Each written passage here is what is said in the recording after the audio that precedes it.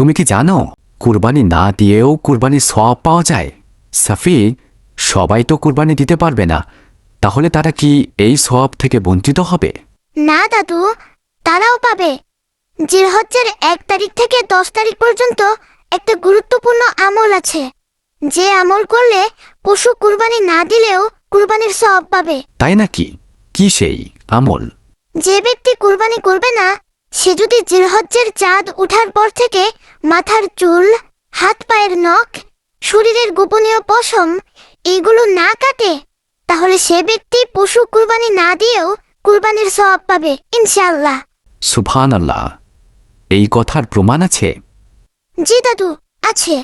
নবীজি সাল্লাল্লাহু আলাইহি ওয়াসাল্লাম বলেছেন, মান রাআ হিলাল জিলহিজ্জা ফালাম ইয়াখুদ মিন শারি ওয়ালা মিন আজফারি হাত্তা ইউদাহি কানা লাহু বিকুল্লি শারাতিন ওয়া যুফুর আজরু উদহিয়া।